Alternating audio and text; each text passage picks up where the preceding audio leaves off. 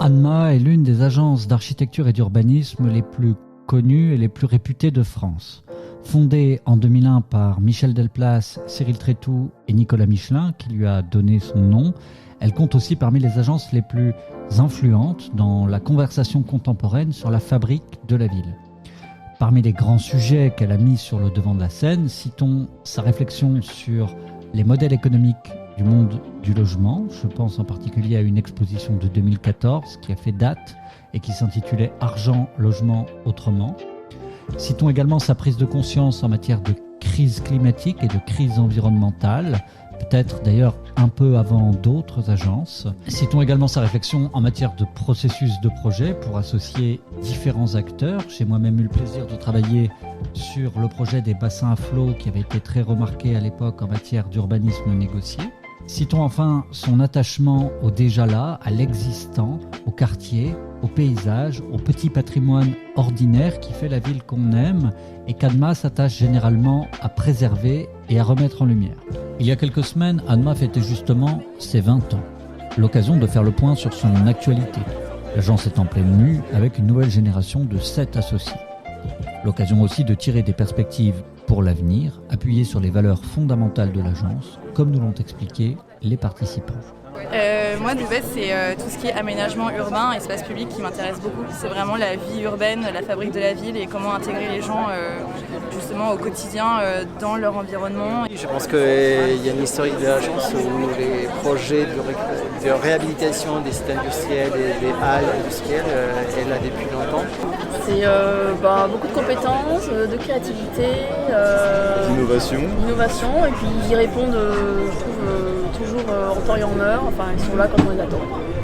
Oui, c'est une agence qui est exigeante, il y en a d'autres, exigeante mais en même temps assez proche des réalités, on va dire.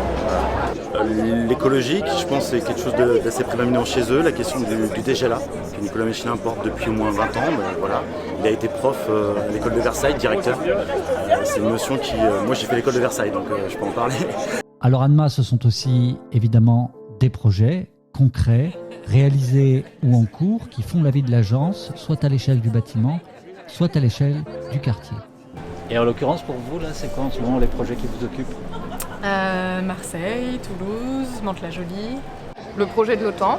Le projet de Dijon, c'est une ZAC qui se trouve sur des anciens maraîchers avec aussi les anciens abattoirs de la ville de Dijon.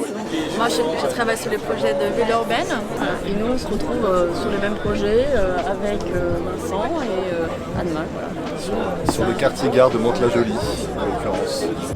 Donc on travaille sur 80 000 m² de bureaux. C'est quand même un gros projet. Et du coup, ANMA a pour charge de mettre en œuvre tout le programme avec une dizaine d'îlots de logements, commerces. Et du coup, ils font aussi les espaces publics, sachant qu'il y a 2 lots qui sont aussi menés par ANMA en termes de chantier et d'études d'architecture. Alors, j'ai jamais travaillé avec eux. On connaît ANMA notamment par les bassins à flot, par les opérations à Bordeaux, notamment le travail sur les toitures. Au départ, c'est un projet urbain qui a été fait par l'agence et là, moi, je suis dans la partie conception d'architecture. Un anniversaire, vous le savez, c'est aussi toujours une occasion pour faire le point sur l'avenir et nous en avons donc profité pour demander aux participants de nous dresser les quelques perspectives qu'ils voyaient pour leur métier, en particulier d'architecte urbaniste, pour les décennies à venir. C'est un peu le sujet qu'on a en ce moment, on travaille sur un concours et on se rend compte que la majorité des immeubles qu'on rénove en ce moment entament leur 3e vie après 50 ans. Vie lourde, quand on voit qu'un immeuble haussmannien, on l'entretient pendant 100 ans.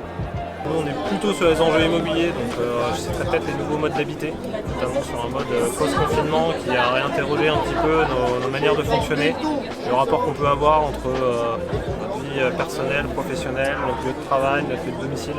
Forcément, ça va être des enjeux auxquels on va travailler probablement avec ANMA sur les sujets futurs. Les enjeux environnementaux, donc c'est important, et on pouvait se dire 5% de biodiversité à l'échelle de la planète, c'est pas, on s'en fout, les enjeux sont pas là. Mais s'ils sont là à 5%, c'est bien, chaque pourcent est important. Je pense qu'en fait, dans ces moments, c'est repenser la façon comment on fait les projets, quels sont les matériaux qu'on décide, qu'on va construire, comment on peut réutiliser les matériaux existants, comment on peut utiliser les matériaux locaux pour essayer d'avoir un impact un peu moins fort sur l'environnement. À titre personnel, je souhaite évidemment à Anma un excellent anniversaire, une longue vie et surtout, de rester fidèle à sa fibre combative qui fait son identité depuis le premier jour et dont nous aurons éminemment besoin dans les décennies qui viennent. J'ai également posé la question aux participants de la soirée. Et qu'est-ce qu'on souhaite à Anma pour ses 20 ans ? Tout le meilleur et de continuer et de continuer de faire ce qu'elle fait de mieux. Un joyeux anniversaire. Oui, une longévité. Que ce soit le plus bel âge de la vie. Non, beaucoup de belles années comme ça encore. Mais, au moins 20 ans encore dans ces engagements et ces démarches qui pour l'instant est très positive, je pense. Longue vie. Effectivement. Et puis surtout continuer d'apprécier tous les sujets au quotidien. Qui continuent, ils font du bon boulot, on adore bosser avec eux, on aimerait bosser encore beaucoup plus avec eux, on a tous des choses à faire, donc continuez. Voilà. On lui souhaite de continuer à faire du très bon travail et d'être en plus constitué de personnes très agréables pour travailler. Faites leurs 40 ans dans 20 ans. Voilà, exactement. Elle était facile.